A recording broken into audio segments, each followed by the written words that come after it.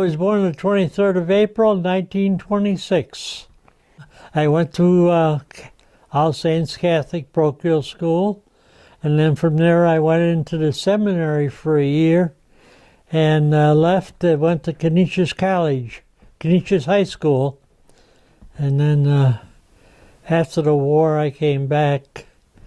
I had to complete my high school days at Veterans High School. Then I went on to Canisius College for 2 years. December 7th, 1941, a date which will live in infamy. Well, I remember the first thing when the bombing took place. My dad sat up all that evening listening to the radio, and even all into the night he listened to the radio to see what was happening. I had a cousin that was jumping in. He went into the Marine Corps right after that there. And he had a very close friend who was a retired Navy man, and his battleship was the Arizona, and he was retired. And when he talked about it, tears come down his eyes because all his career has been spent on the Arizona. How did you follow the war at that time? It was only through the newspaper and the radio that we had any contact. We didn't have any TV then. Kind of depressing when the Japanese were kind of pushing that way there. The Germans were pushing like they were all ready to invade England. So, it was a kind of a depressing time out there. I was going into my junior year when I was called up in September. Of what year was that? Oh, it would be 1944. So you got a letter from Uncle Sam saying greetings. Yeah, greetings. How did you feel when you got the letter? Well, I said, gee, I'm still in high school. And but then I went to school, and 4 other of my buddies in school all got the same time. And so we went down for our physicals together, and we all took our physicals, and then right away we passed before a couple of officers who were sitting at the desk, and they said to them, what's your preference? And they all said, well, they all wanted to go to the Navy. So, and the officer that was at the desk, I happen to know him because at that time I was working as a meat clerk in Kenmore, and he used to come into that store. And so we were very friendly. And when he said, well, what's your preference? And I said, well, I don't care. Well, he picked up the big rubber stamp and he stamped it, Army, General Duty, just like that, Well, my heart fell right down to the floor. But I said, well, I wasn't too fond of the water anyhow. I had almost drowned once in the Niagara River. So I was kind of happy I went in the Army. I did my basic training at Camp Landing, Florida. And that time there, the big push was on. Normandy had already taken place. And so we did 5 weeks of basic training. And right away we were shipped back up to Fort Dix, and then we boarded a troop ship. It was Lusitania. It took us 5 days to go across the ocean unescorted. And we ended up in Glasgow, Scotland. And from there we boarded a train. It took us all the way down to outside of London. They had a bombing raid, so we had to sit there while the bombing raid went on. Then we proceeded on to Southampton, and we boarded a troop ship where they took us in across the channel to Le Havre, France. And there all the ships were in the harbor that had been scuttled there. And we went to what they call a repo depot, a replacement depot. And there was only 2 of us out of the group that was at Camp Landing together that were assigned to the 3rd Division. And that's where we picked up our rifles and our ammunition and were assigned to a company. And from there on, it was fast traveling. What company were you assigned to? Do you remember? I was assigned to G Company, 7th Regiment of the 3rd Division. The 3rd Division halted its drive momentarily. In these rare moments of relaxation, the men found relief from the rapid pace of their drive. Upon being assigned there, I was made an assistant squad leader. I had to see that the squad kept together. I had a grenade launcher that was attached to my rifle to throw grenades, and that was it there. So, and we were traveling pretty fast. We crossed the Main River. We went through the Siegfried Line. We crossed the Rhine River at Mannheim, and just before we were going in there, General Mike Daniels come into us and into a big orchard, flew into a big orchard, and he says, "We're going into Germany." He says, "I want you fellas all to wear a necktie, have your patch painted on your helmet." He says, "The reason for the necktie is the best tourniquet you'll ever get." And he says, "We want to go into Germany. We want to let them know who we are." Right. Wow. So we were going in as a proud outfit. The 3rd Division had the most battle streamers of any division in the United States Army. And when we did cross the Rhine, we crossed between 2 superhighway bridges.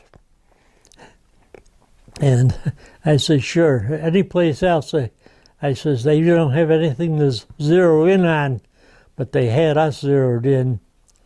So we went across in little plywood speedboats.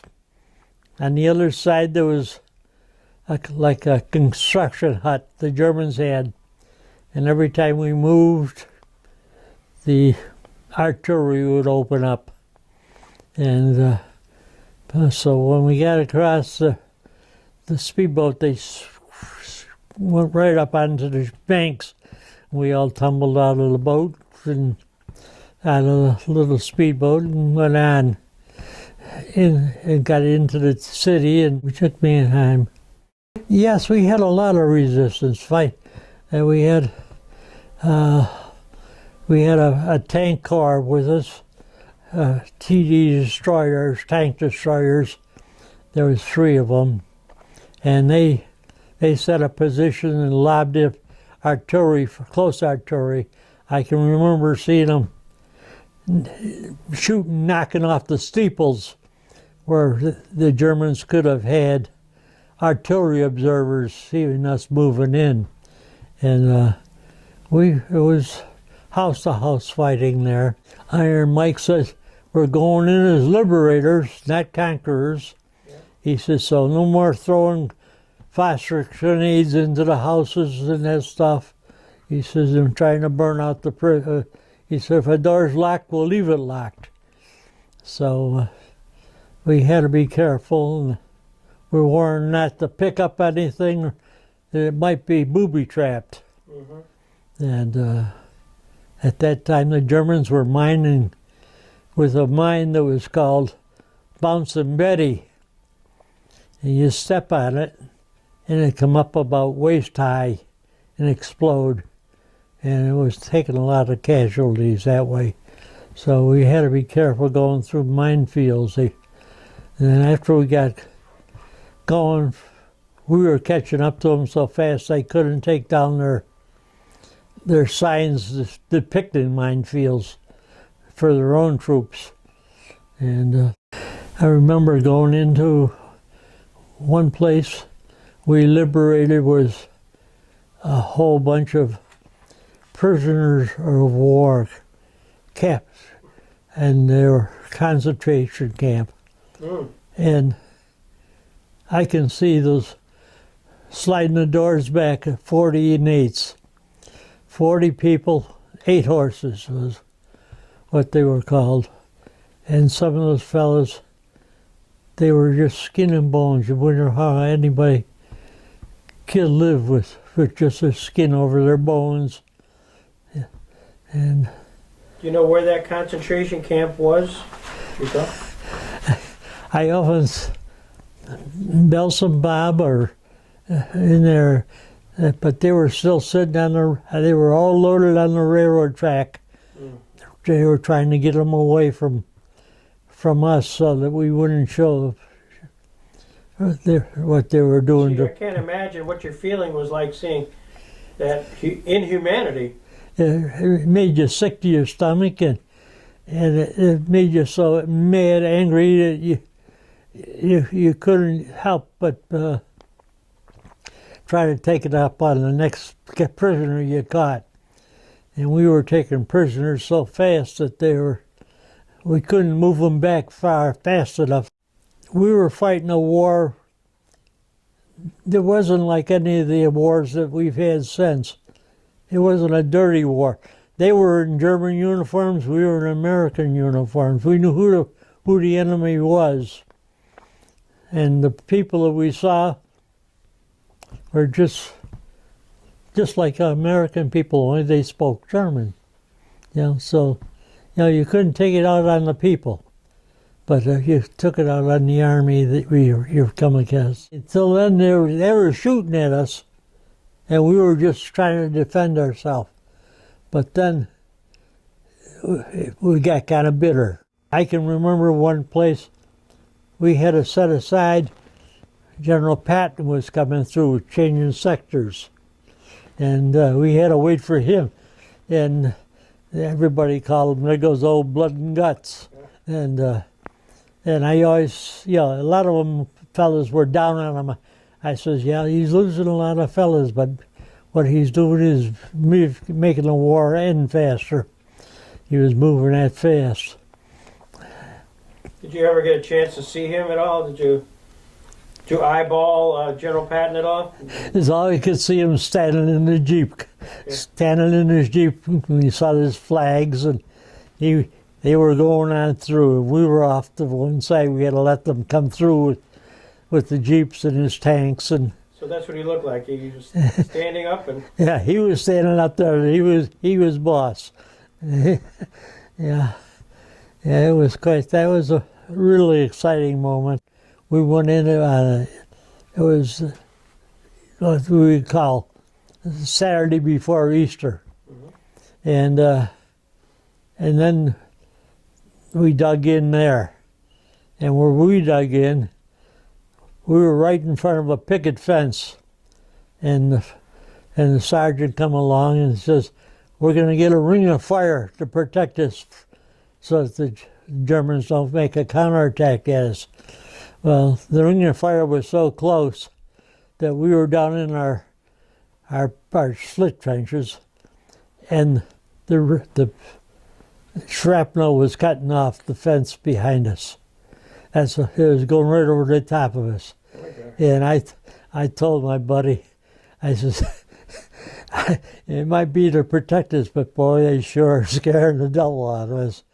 The expression always come up, there's no atheists in the foxhole, because we were all praying. Yeah. And I became a firm believer in prayer.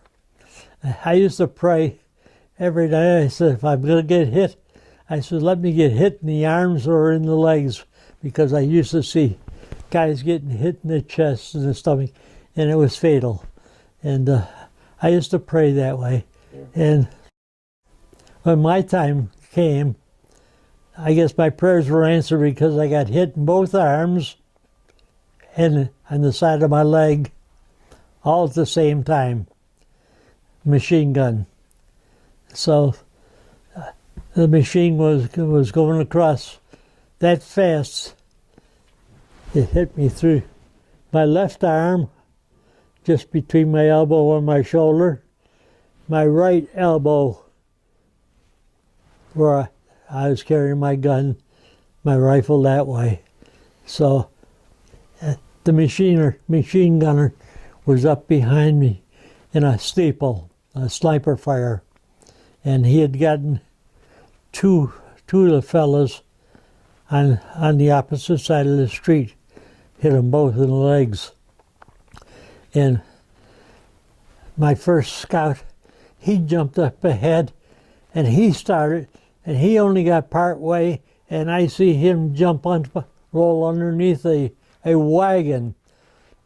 And where we were going into the town, the Germans had built a wall to keep us from going through, and our tanks had blown a hole through this stone wall.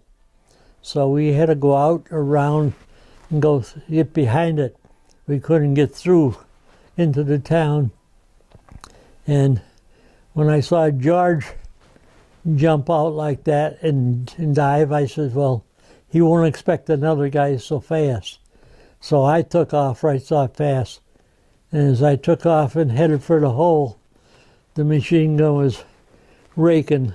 I could see the tracers going past me. And I got around to the wall and didn't know I'd been hit. And I was able to turn and fire back from where the machine gun was coming. And when I went to reload, I couldn't raise my right arm.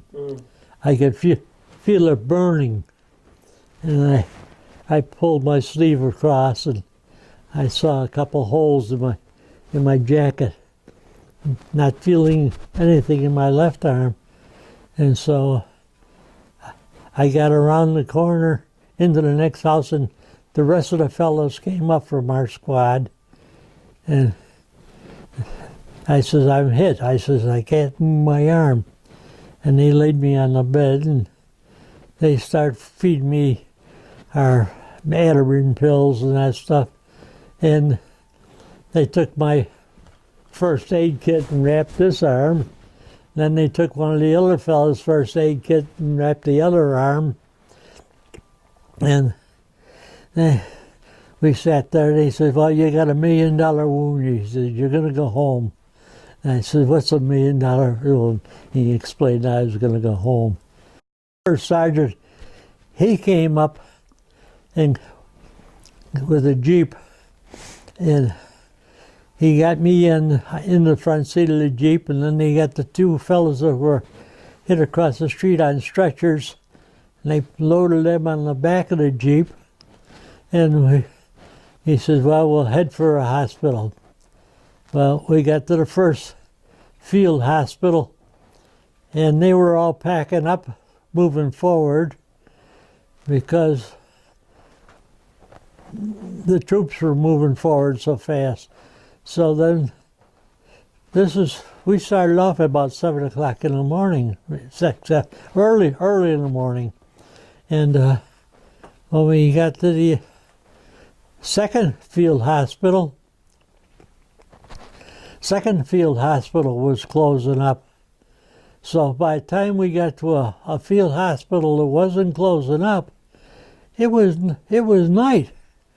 And nighttime, they started to take out stuff out of my pockets and there's stuff there. And I can remember the nurse finding little pieces, what they call a D-bar. It was like a meal, a little chocolate with all the vitamins and that stuff. And I said, oh, give me that. And she said, oh, you can't have that. You're going to surgery. I said, I haven't ate since yesterday night. And she said, well, it'll probably be a while. It won't hurt you. So I ate the little people started work on my arms, and they shaved me, and that was the last I remember till I woke up, and I was laying in this field tent, and a whole bunch of beds all along the cots they were. And then at the end of the tent, there was a 2x4 divider. And I said, what's on the other side of the boards? He said, those are German prisoners that were wounded. And I had this heavy cast on my right arm at a right angle across my belly. My left arm was in a cast straight out. And I said to the nurse, I said, I can't do nothing. She said, well, you'll have to wait till I can get back to you. So then they came back and they fed me. And for about 2 months, that's how it was. I had to be fed. Everything had to be done for me because I had no use of either arm. In the hospital when the war ends. Yes, I was in a hospital in Reims, Germany. And it was at night, and we were in a big ward of men, and all of a sudden there was explosions going up outside the window. And we thought, oh, the Germans broke through. Something's happening. And then finally somebody come in and said the war just ended. And everything was rockets and firecrackers that was exploding. And it was a different feeling. And I got back to the States the day before VJ Day. I'm in the New York Harbor, yeah, and it was, we come down off the gangplank, and we was commenting the length of the girls' dresses. And you said, boy, look at them, how they swish and walk, you know. It was, and then they took us right over to Holleran Hospital. At Holleran Hospital, we were put in there, and the next day... By the way, when you saw the Statue of Liberty, how'd you feel? Huh? How did you feel when you saw the Statue of Liberty? How did I feel? It was the first time I didn't see it going out. So when I saw it coming back in, and they had fireboats throwing arcs of water up over the top of the, inviting us, welcoming us back to the States and that stuff. It was a good feeling to get home. As I say, I got to Holleran Hospital the day before VJ Day. That night we were watching Ed Sullivan. He had brought a entertainment show into the auditorium, and I was sitting on the floor there right near the stage, and they stopped the show, and he says, fellas, I want to give you some good news. And VJ Day, Oh, wow. the war had just ended in Japan. What was the reaction in the theater there when you heard it? Did people go crazy? The whole place went, there was shouting and screaming, we finally, war's over. This is the most I've heard him talk about it in a long time. He doesn't talk about it much. Yeah. Was it hard to just say what you just said? I mean, to bring it all back? Yeah, you almost see in tears. Almost. Yeah, it's, as I say, I went through it all last night, and I went through it again right now. And one it comes to me every time I think about it. We were crossing the Rhine, and he was in the first platoon that was going, and I knew him. And when I get to the boat, we were coming out on a little, like a peninsula on the river, and he was sitting up against a tree. He had been hit in the stomach, and he was ash gray. And it's just, it made me sick. It still makes me sick thinking about it. Thought about it last night, and you're talking about it today.